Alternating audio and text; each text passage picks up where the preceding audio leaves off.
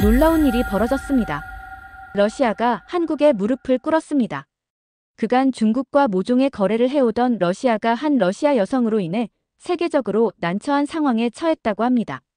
중국과 어둠 속에서 협업을 해오던 그들은 결국 중국의 손을 밀어냈다고 하는데요. 과연 그녀가 밝힌 내용에는 어떤 비밀이 담겨 있기에 이런 결단을 내린 걸까요?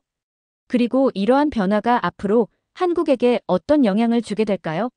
오늘의 사연 지금 시작하겠습니다. 바람이 마치 성난 늑대처럼 내 작은 목조집 밖에서 울부짖었어요. 하루 연구 장비를 세팅하는 중에도 벽을 통해 그 소리가 들렸죠. 제 이름은 예카테리나 소콜로바, 모두들 카차라고 부릅니다. 28살이고 러시아 북부 해안의 작은 마을 테리베르카에서 해양생물학자로 일하고 있답니다. 또 다른 낙원 같은 하루군 작게 웃으며 혼잣말을 했습니다. 대부분 사람들은 제가 이곳을 사랑한다는 것을 듣고 미쳤다고 생각할 거예요. 겨울에는 몇 시간의 어둑한 빛만 있는 얼음장 같은 추위니까요. 하지만 저에게 북극은 지구에서 가장 놀라운 곳이랍니다. 이곳의 해양생물을 연구하며 다른 이들이 모르는 아름다움을 발견하죠. 아침 커피를 마치고 작은 연구실로 향하려던 찰나 무언가 특이한 소리가 들렸어요. 공기를 가르는 헬리콥터 날개 소리였답니다. 겨울에는 거의 방문객이 없는데 특히 헬리콥터를 타고 오는 경우는 더욱 드물었죠. 호기심에 밖으로 나섰어요. 마을 중심 위로 맴도는 군용 헬리콥터를 향해 눈을 찡그렸습니다. 곧 더 많은 헬리콥터가 나타나 우리 공동체 회관 근처 빈터에 착륙했어요. 뭔가 이상했습니다. 저는 서둘러 회관으로 향했어요. 눈 위를 밟는 제 부츠 소리가 바삭거렸죠. 도착했을 때는 마을에 사는 약 300명의 사람들 모두가 이미 모여 있었습니다. 우리는 헬리콥터에서 나오는 군인들을 지켜봤어요. 그들은 러시아 군복을 입고 있었지만 대부분 러시아인이 아닌 중국인처럼 보였답니다. 중국 군인들이 여기서 무얼 하는 걸까요? 테리베르카 주민 여러분, 주목해 주십시오. 그들의 지도자가 통역사를 통해 발표했어요. 러시아 정부 명령에 따라 위험한 기상 조건으로 인해 이 지역 전체를 48시간 내에 대피해야 합니다. 필요한 것만 꾸리세요. 무르만스크로 가는 교통편이 내일 아침에 도착할 겁니다. 모두 떠나야 합니다. 주변 사람들이 속삭이고 논쟁하기 시작했어요. 위험한 날씨라고. 우리는 이미 수많은 눈보라와 폭풍을 견뎌왔는데요. 이해가 안 됐습니다. 저는 아버지 미하일 소콜로프를 찾아 군중 속을 둘러봤어요. 65세인 그는 마을 장로 중 한 명이자 유명한 환경운동가였죠. 은빛 수염과 진지한 얼굴로 쉽게 알아볼 수 있는 그를 군중 가장자리에서 발견했답니다. 아버지, 무슨 일이에요? 그에게 다가가며 물었습니다. 아버지는 조심스럽게 주위를 둘러본 뒤 제 팔을 잡았어요. 이건 날씨 때문이 아니야, 카차. 내 집으로 빨리 와. 우리가 책과 지도로 가득 찬 그의 작은 오두막 안에 들어가자 그는 커튼을 치고 낮은 목소리로 말했어요. 잘 들어. 저 사람들은 그저 평범한 군인들이 아니야. 난 우리 마을 북쪽에 있는 기상 관측소를 몇 년 동안 지켜봤어. 그곳은 기상 관측소가 아니란다. 5년 전에 지어진 그곳 말이에요? 무슨 뜻이에요? 아버지는 몸을 숙여 느슨한 마루판을 들어올렸어요. 그 아래 숨겨진 공간에서 USB 드라이브와 오래된 노트를 꺼냈답니다. 모든 걸 기록해뒀어. 그는 그것들을 저에게 건네며 말했어요. 배의 움직임, 이상한 신호들, 기상 연구에 필요한 것보다 훨씬 더 큰 규모의 건설까지. 중국인들이 저곳에 뭔가를 짓고 있어. 군사적인 것을. 중국이요? 하지만 왜 러시아가 허락을 하겠어요? 정치, 돈, 권력, 누가 알겠니? 아버지가 말을 끊었습니다. 중요한 건 그들이 지은 것이 곧 작동하기 시작할 거라서 우리를 내보내는 거야. 목격자를 원치 않는 거지. 저는 USB 드라이브와 노트를 받아들며 그 무게를 느꼈어요. 난 떠나지 않을 거다. 아버지가 단호하게 말했어요. 모두가 떠난 후에 무슨 일이 일어나는지 지켜볼 사람이 필요해. 아버지, 안 돼요. 제 마음이 돌처럼 무거워졌어요. 저와 함께 가요. 이게 뭐든 간에 목숨을 걸 만한 가치가 없어요. 그가 저를 바라보며 눈빛이 부드러워졌답니다. 어떤 것들은 어떤 위험도 감수할 가치가 있단다. 카차. 진실은 그중 하나지. 이제 내일 다른 사람들과 함께 떠나겠다고 약속해. 내가 안전해지면 내가 준 것들을 봐. 약속하고 싶지 않았지만 아버지가 그런 표정을 보일 때는 마음을 바꿀 수 없다는 걸 알았어요. 그래서 고개를 끄덕였습니다. 다음 날 아침 모두가 짐을 싸느라 분주했어요. 군인들은 집집마다 돌아다니며 우리 모두가 떠날 준비를 하고 있는지 확인했죠. 제 집에 왔을 때 저는 준비가 되어 있었답니다. USB 드라이브와 노트는 옷 속에 조심스럽게 숨겨두었어요. 미하일 소콜로프는 어디 있지? 한 군인이 제 신분증을 확인하며 물었습니다. 이미 수송 차량통에서 가셨다고 들었어요. 너무나 두렵고 떨려서 심장이 거칠게 요동쳤지만 어떻게든 거짓말을 했어요. 군인은 메모를 하고 지나갔답니다. 저는 다른 마을 사람들과 함께 수송 트럭에 탔어요. 필사적으로 아버지의 모습을 찾으며요. 하지만 그는 어디에도 보이지 않았습니다. 우리 차량 행렬이 테리베르카를 떠날 때 저는 제 고향이 북극의 황혼 속으로 사라지는 것을 지켜봤어요. 아버지의 마지막 손길이 담겨있는 숨겨진 USB 드라이브를 만져보았답니다. 이 데이터 속에 어떤 비밀이 있든 제 삶이 달라질 거라는 걸 알았습니다. 어느 늦은 밤 방에 혼자 있을 때 용기를 내어 USB 드라이브를 노트북에 연결했습니다. 제가 발견한 것은 숨이 멎을 정도였답니다. 아버지는 5년간의 관찰을 세심하게 기록해 두셨어요. 바렌츠 해에서의 이상한 선박 움직임, 주로 중국 선박들 소위 기상 관측소의 건설 단계들, 물속의 이상한 전자기 신호들, 심지어 해저에 케이블이 설치되는 것을 보여주는 수중 사진까지요. 그의 노트는 소름 끼치는 결론으로 끝났습니다. 그들은 수중 모니터링 능력을 갖춘 군사시설을 건설하고 있다. 해저에 배치하고 있는 것은 이 북극 지역을 통과하는 선박을 통제하거나 차단할 수 있는 무언가가 있다. 이는 국제해양법을 위반하고 북극 생태계 전체를 위협한다. 앞으로 무엇을 해야 할지 몰랐지만 한 가지는 확신했어요. 아버지를 찾고 진실을 밝혀내야 했습니다. 그것이 저에게 어떤 대가를 치르게 하더라도요. USB 드라이브의 내용을 발견한 지 2주 후 제 삶은 악몽이 되었어요. 항상 두려웠고 계속해서 뒤를 돌아보게 됐죠. 저는 무르만스크 연구시설의 상사에게 USB의 자료 일부를 제 연구에서 발견한 특이한 데이터라고 조심스럽게 언급했답니다. 더 이상 이것을 조사하지 않는 게 좋을 거야. 그가 걱정스러운 표정으로 내 눈을 마주치지 않으며 말했어요. 그냥 맡은 일에만 집중해, 소콜로바. 다음 날 한 남자가 퇴근길에 저를 뒤쫓는 것을 발견했습니다. 예전에 친절했던 동료 3명이 갑자기 연구실에서 저를 피하더군요. 컴퓨터를 확인했을 때 제가 없는 동안 누군가가 제 파일들을 살펴본 흔적이 있었어요. 도움이 필요했습니다. 몇 년 전 환경회의에서 만났던 한 기자가 생각났어요. 조심스럽게 연락했고 우리는 공공 카페에서 만나기로 했죠. 하지만 그 기자는 나타나지 않았답니다. 대신 알지 못하는 번호에서 문자 메시지를 받았어요. 지금 떠나세요. 당신은 감시당하고 있습니다. 그날 저녁 제 집의 문을 두드리는 소리가 들렸어요. 평범한 옷을 입은 두 남자가 보안 담당자라고 말했습니다. 예카테리나 소콜로바, 국가 안보를 위협하는 거짓 정보를 퍼뜨린 혐의로 조사를 위해 동행해 주셔야 합니다. 심장이 빠르게 뛰었어요. 떠나기 전에 화장실을 다녀와도 되는지 물었죠. 안에 들어가서 서둘러 제게 경고했던 알 수 없는 번호로 문자를 보냈습니다. 그들이 저를 데려갑니다. 답장이 바로 왔어요. 화재 경보. 30초. 혼란스러웠지만 절박했답니다. 기다리며 머릿속으로 숫자를 셌어요. 정확히 30초 후 건물의 화재 경보가 울리기 시작했죠. 혼란 속에서 다른 남자가 아파트 문에 나타났어요. 그는 보안 요원들을 밀치고 제 팔을 잡았습니다. 살고 싶다면 지금 도망쳐요. 그가 이상한 억양의 러시아어로 말했어요. 몇 시간 후 저는 핀란드로 국경을 넘는 배달 트럭 뒤편에 있었답니다. 저를 탈출시킨 남자는 아버지와 전에 일한 적이 있는 국제환경단체의 일원이었어요. 미하일은 수년간 불법 활동을 폭로하는 데 도움을 주었죠. 그 남자가 설명했어요. 그가 연락을 끊었을 때 우리는 뭔가 잘못됐다는 걸 알았어요. 당신을 지켜보고 있었답니다. 아버지가 어디 있는지 아세요? 절박하게 물었습니다. 그는 고개를 저었어요. 아니요. 하지만 당신 마을 근처의 시설이 중국, 러시아 합동 군사 시설이라는 건 알고 있어요. 북극에서 큰일이 벌어지고 있고 그들은 이를 알아차린 사람들을 제거하고 있답니다.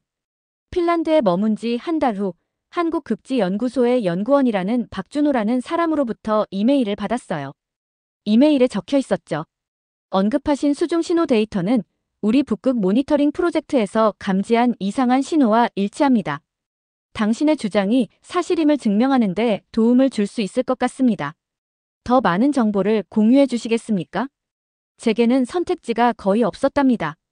신중히 생각한 후 그가 정말 알고 있는지 시험해 보기 위해 적은 양의 정보만 담아 답장했어요. 다음 날 응답이 왔는데 아버지의 데이터 뒤에 있는 과학을 이 박준호가 진정으로 이해하고 있음을 증명하는 기술적 세부 사항이 담겨 있었습니다. 몇 번 더 이메일을 주고받은 후 그는 놀라운 제안을 했어요. 한국극지연구소에서 자문연구원으로 서울에 초대하고 싶습니다. 우리는 당신의 주장을 더 조사할 자원이 있으며 우리가 함께 일하는 동안 한국에서 임시 보호 지위를 제공할 수 있습니다. 2주 후 한국 연구원들의 도움으로 복잡한 서류 작업을 마치고 서울행 비행기에 탑승했습니다. USB 드라이브와 아버지의 노트북은 제 소지품 속에 안전하게 숨겨져 있었어요.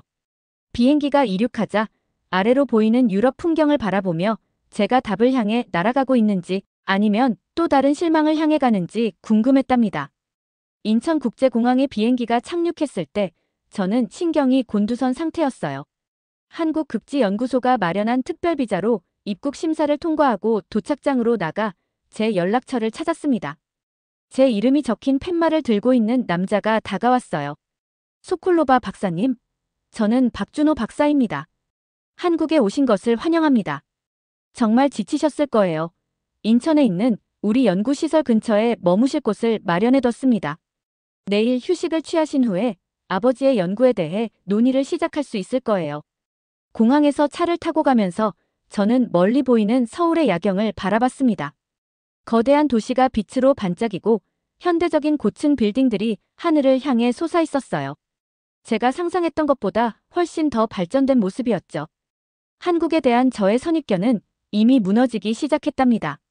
낯선 커튼 사이로 햇빛이 쏟아지며 잠에서 깼어요. 전화를 확인하니 박 박사가 30분 후에 저를 픽업하겠다는 메시지가 있었어요. 약속대로 그는 정확히 시간에 맞춰 도착했고 공손한 인사로 저를 맞이했답니다. 잘 주무셨길 바랍니다. 우리 연구시설은 단 10분 거리에 있어요. 운전 중에 저는 인천 도시를 창밖으로 바라보며 넋을 잃었어요. 제가 상상했던 한국의 모습과는 전혀 달랐습니다. 건물들은 세련되고 현대적이었으며 거리는 깨끗했고 어디에나 효율적인 대중교통이 있었어요. 우리 주변의 기술은 제가 많은 유럽 도시에서 본 것보다 더 발전된 것 같았답니다. 한국극지연구소는 파란색 유리 전면을 가진 인상적인 현대식 건물에 있었답니다. 안으로 들어가 보안 검색대를 통과하여 3명의 다른 연구원들이 기다리고 있는 회의실로 갔어요. 빙하를 연구하는 과학자 이재원, 기후과학자 김민지, 그리고 북극 연구 책임자로 소개된 황 교수님이었습니다. 소개가 끝나자 박 박사가 말했어요. 소콜로바 박사님께 연락한 이유를 먼저 설명하고 싶습니다. 그는 북극 지역 지도를 보여주는 큰 벽면 화면을 켰어요. 한국은 30년 넘게 극지방을 연구해왔습니다. 우리는 남극과 북극 모두에 연구기지를 가지고 있어요. 지리적으로 북극권 국가는 아니지만 우리는 그 지역에 강한 관심을 가지고 있답니다. 어떤 종류의 관심인가요? 저는 의심스럽게 물었어요. 주로 과학적, 경제적 관심입니다. 황 교수가 설명했어요. 지구온난화로 북극을 통한 새로운 항로가 열리면서 이 통로들은 우리 경제에 필수적이 되고 있어요. 우리 에너지 자원의 거의 80%와 상당한 양의 무역이 북극해 항로를 통과합니다. 김민지 박사가 덧붙였어요. 우리는 지난 3년간 특별한 기술, 폴라아이스 드론을 사용하여 바렌츠해 지역의 이상 활동을 모니터링해 왔습니다. 그리고 당신 아버지가 기록한 것과 동일한 이상한 패턴을 감지했습니다. 박 박사가 화면에 파형 패턴을 보여주며 계속 말했습니다. 이러한 전기적 충격은 자연적인 것이 아닙니다. 이것들은 잠수함 감지 시스템 및 통신 네트워크와 일치합니다. 희망의 물결이 느껴졌어요. 그러니까 아버지가 옳았던 거군요. 이후 몇 시간 동안 저는 아버지의 USB 드라이브와 노트북에서 모든 것을 공유했어요.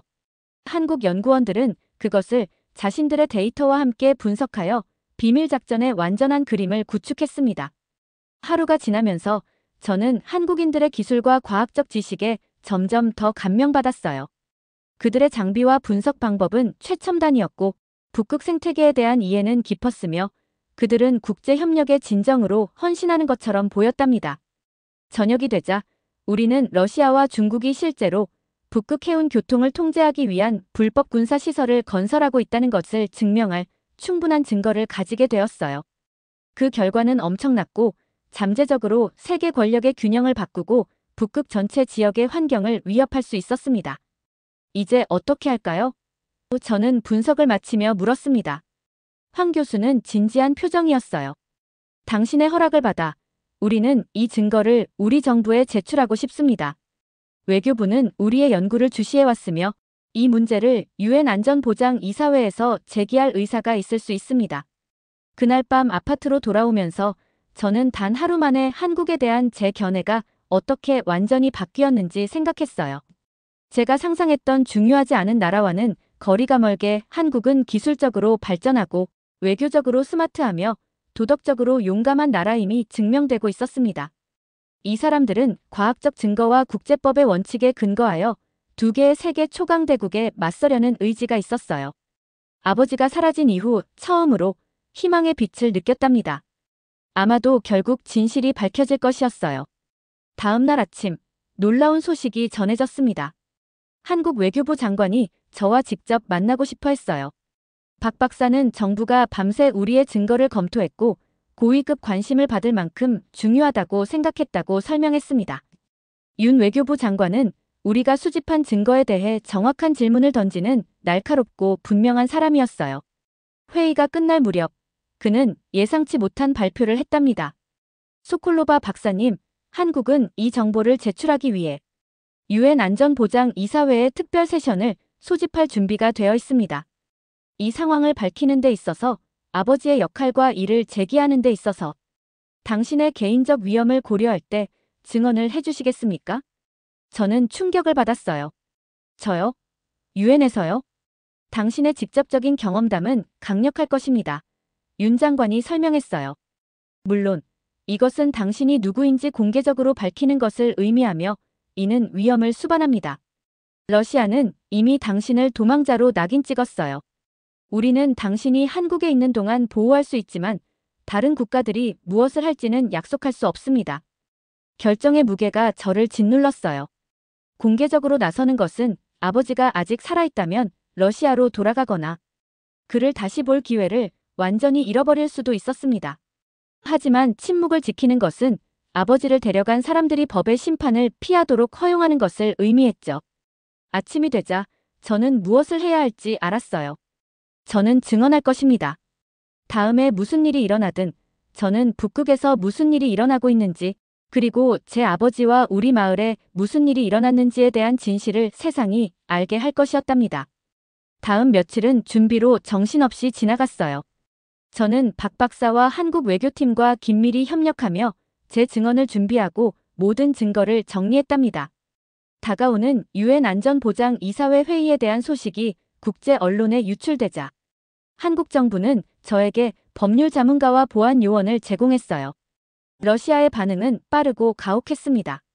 유엔 주재 러시아 대사는 우리의 증거를 북극 협력을 손상시키기 위해 만들어진 꾸며낸 이야기라고 일축하고 저를 공식적으로 국가 기밀을 퍼뜨리는 반역자라고 불렀죠.